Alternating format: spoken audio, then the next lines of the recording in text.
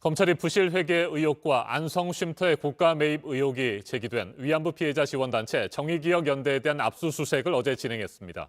수색 대상은 서울 마포구에 있는 정의연 사무실과 정신대 문제 대책협의회 사무실 주소지인 전쟁과 여성 인권 박물관이었습니다. 어제 오후 5시쯤 시작된 압수수색은 12시간 이상 밤새 이어졌고 오늘 새벽 5시 30분쯤 끝났습니다. 김광삼 변호사 자리에 함께했습니다.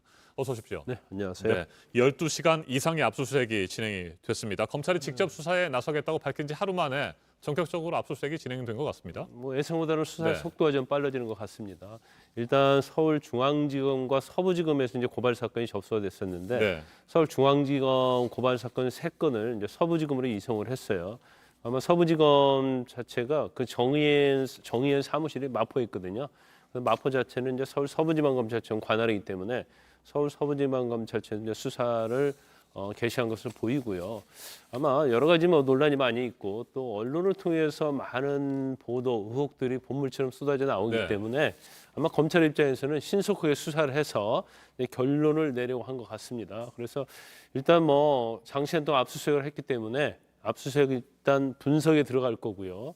그걸 근거로 해서 아마 윤미향 당선자의 개인 계좌에 대한 계좌 추적, 그 다음에 이제 최종적으로 윤미향 당선자랄지 관계인들을 소환하는 그런 아마 절차가 진행될 것으로 보입니다. 네, 정치적으로 민감한 사안이어서 그럴까요? 검찰이 압수수색의 구체적인 혐의에 대해서는 밝힐 수 없다. 네. 이런 입장을 보였는데 그렇다고 한다면 잠깐 의혹들에 대해서 말씀하셨는데 어제 어떤 서류들을 확보하려고 했을까요? 일단 혐의 자체는 이제 고발장에도 물론 나와 있겠지만 이제 언론 보도에 의하면 우리가 이제 크게 한 2가지 정도 나눌 수 있겠죠.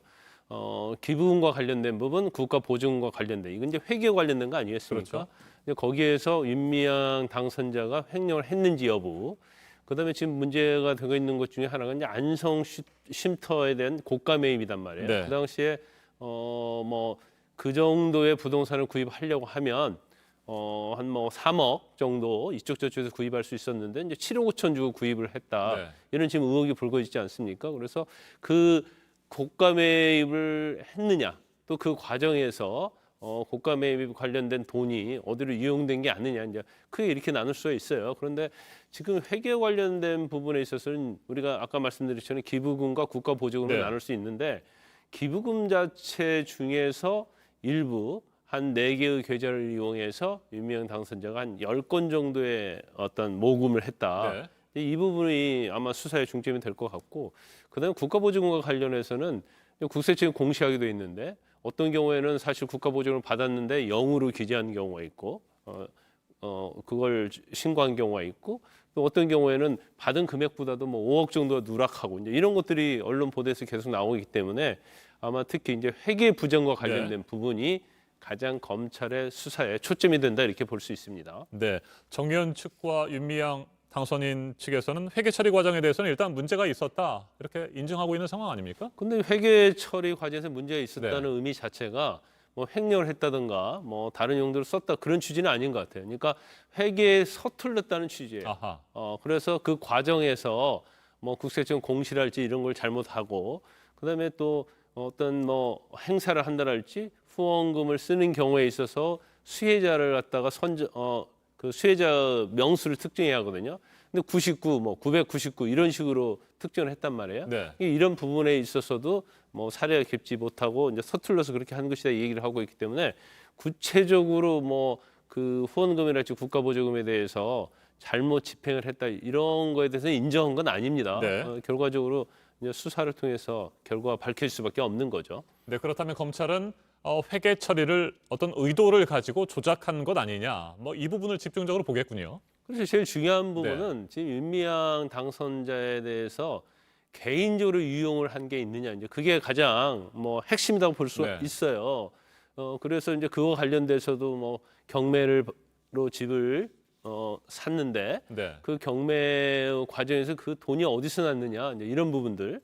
또 그다음에 이번에 비례대표 총선에서 이번 총선에서 이제 비례대표 후보자가 됐지 않습니까? 네. 그래서 재산을 신고했는데 현금으로 이제 3억 이상 가진 것이 신고가 됐다는 거죠. 그러면 윤미향 당선자나 윤미향 당선자의 부군에 어떤 국세청의 세금 신고 내역이랄지 이런 걸 전체적으로 보면 그 많은 돈을 과연 현금으로 가지고 있을 수 있느냐, 이제 이런 부분에 대해서 계속적으로 의혹이 제기되고 있는 겁니다. 그래서 일단 뭐 말씀드린 것처럼 전체적인 기부금, 네. 뭐 회계와 관련해서 개인적으로 유용한 게 있느냐, 그리고 현재 가지고 있는 돈이랄지 이전에 부동산을 구입을 했는데 담보대출 없이 구입을 했는데 그러한 돈들이 과연 후원금과 관련된 부분이 있느냐, 이제 그 부분이 굉장히 중요하겠죠. 네, 안성쉼터에 대해서 좀 더 살펴보면 말이죠. 2012년에 7억 5천만 원의 뭐 상당히 고가의 주택이었는데 그때 매입을 했고요. 지난달에 팔았을 때는 4억 2천만 원에 팔았어요. 네. 그래서 뭐 정의연 등에 손해를 끼쳤다고 한다면 네. 윤미향 당선인 업무상 배임 혐의가 적용될 수 있는 겁니까? 지금 언론에서 이제 업무상 배임이 되지 않느냐 이제 그런 내용이 많이 나오고 있는데 이제 그건 제가 볼 때는 쉽지 않을 걸로 봐요. 일단 뭐 그 당시에 여러 가지 뭐 관련자의 진술이랄지 그다음 부동산 매매 거래 내역을 그 주변에 매매 거래 내역을 보면 시가보다는 굉장히 비싸게 산 것은 뭐 맞을 수 있다고 봐요. 그런데 부동산이라는 것 자체를 얼마에 사느냐, 그러니까 명백하게 네. 이건 3억 5천밖에 안 된다, 3억밖에 안 되는데 내가 7억 5천을 주고 산다, 이것이 그 당시에 너무 명백하다면 사실은 손해를 끼친 거기 때문에 업무상 배임은 될 수가 있겠죠. 그런데 아마 윤미향 당선자 입장에서는 뭐 그런 게 아니다, 이건 어떠한 부동산의 다른 부동산과 다른 어떠한 개별적인 네. 그런 돈을 많이 줄 수 있는 여건이 있을 때 이제 그렇게 얘기할 가능성이 크고, 그것보다 더 중요한 것은 고가 매입을 했는데 이게 사실은 실제적으로 매매된 거래 금액이 얼마냐가 중요한 거예요. 그러면 그 당시 시세로 보면 한 3억 5천 됐다고 한다면 3억 5천에 살 수 있는데 7억 5천에 사고, 그러면 거기 갭이 있잖아요. 이게 우리가 업계약서라고 합니다. 근데 일반적으로 다운계약서는 많이 쓰죠. 근데 업계약서는 많이 쓰지 않아요. 그 이유는 이제 세금도 많이 내야 하고 그럴 이유가 없거든요. 근데 일반적으로 회사나 기업에서는 비자금을 마련하기 위해서 업계약서를 쓰죠. 그러니까 3억 5천 주고 실제로는 거래가 됐는데 7억 5천 주고 거래를 하면 거기서 4억이 남잖아요. 그걸 비자금으로 쓰든지 네. 유용을 하는 그러한 하기 위해서 쓰는 경우가 많이 있죠. 이건 이제 범죄 행위인데 네. 지금 가장 중요한 부분은 업계약서를 쓴 건지 아닌지 이게 중요해요. 알겠습니다. 업계약서를 썼다고 한다면 이제 그 나머지 돈이 어디로 갔느냐가 중요한 거고, 설사 그 주변의 시세보다 비싸게 샀다 하더라도 업계약서를 쓰지 않았다고 한다면 어떤 범죄 행위가 성립하기는 쉽지 않다, 이렇게 볼 수 네, 있습니다. 한 가지만 짧게 더 살펴보고 마무리하도록 하겠습니다. 경기도 광주 나눔의 집, 뭐 이곳 역시 후원금을 부적정하게 사용했다, 이런 의혹들이 제기되고 있습니다. 이 부분도 검찰이 들여다보겠죠?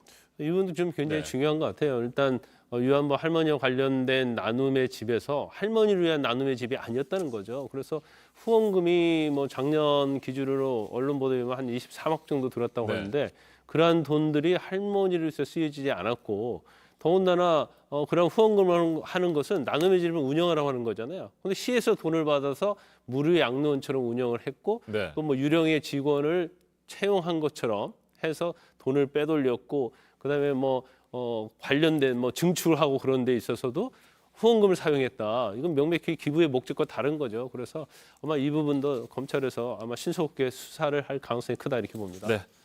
여기까지 듣겠습니다. 김광선 변호사였습니다. 말씀 잘 들었습니다.